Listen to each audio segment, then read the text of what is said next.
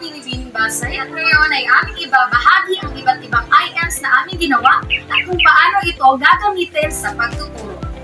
Magandang araw! Ako nga po pala si May Ann Sigudarido at ang nagawa kong instructional materials ay tinatawag na full chart. So, bakit nga ba siya tinatawag na full chart? Kasi ito ay pwede mo itong hilahin. At halimbawa na nilagay namin ay mga salitang may cluster. Halimbawa, GR. So, salita na may GR sa unahan. Halimbawa, ito, gripo. Yan, ito ay salitang may cluster. Ito, KL, cluster. Halimbawa naman ay braso at BR. So, pwede mo ito siyang ganyan hilahin. So, kaya siya tinatawag na full chart instructional materials. At ako naman si Lesbeth C. Sumili. So, ang tawag sa ginawa kong instructional materials ay full chart classroom rules. Nakalagay ang alituntunin o classroom rules. Sa pangalawang bahagi, ito ang magalang sa pagsagot. Sa pangatlong bahagi ay makinig ng mabuti at sa panghuli ay maging matulungin. Para malaman natin ang nilalaman ng bawat alituntunin ay hihilahin natin ito.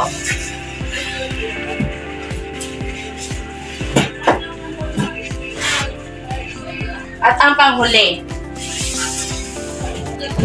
Yan lamang po. Magandang hapon, kami ang Sel at Gwen. At ang ginawa naming instructional material ay cluster box. So, paano ba gagamitin ang cluster box? So, una, buksan mo lang at makikita mo sa loob ng kahon ang kahulugan ng cluster. Dito naman sa kabila, just turn the page. Makikita mo ang mga halimbawa ng cluster. Una sa unahan,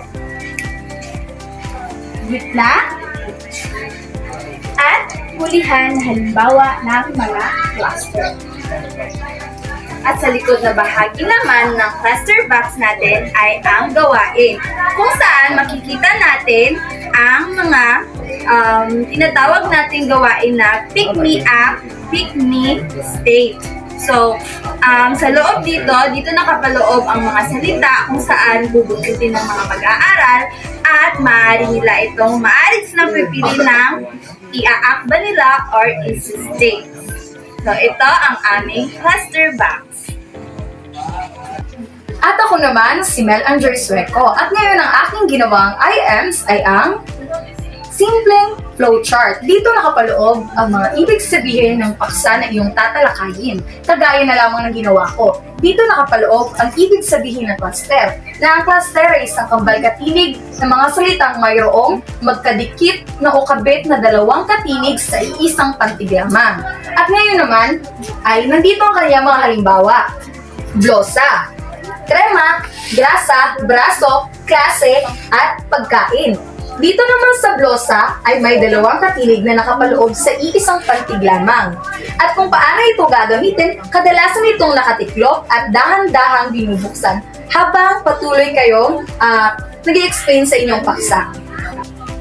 At ako naman si Jabrant A. Calabio. Ngayon ay babagi ko sa inyo ang flip chart. Tuwan kayo kung paano gamitin ang flip chart. Una ay pwede nyo ilagay dito ang pamagat ng inyong paksa sa pagtuturo. Pangalawa ay pwede nyo ilagay dito yung mga hulugan ng cluster. Sa pangatlo ay yung mga halimbawa. Ito. Ito siya kung paano siya gagamitin.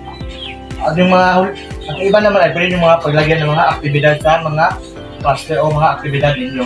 At doon na po nagtatapos ang aming instructional materials na pagpapakita. At maraming salamat.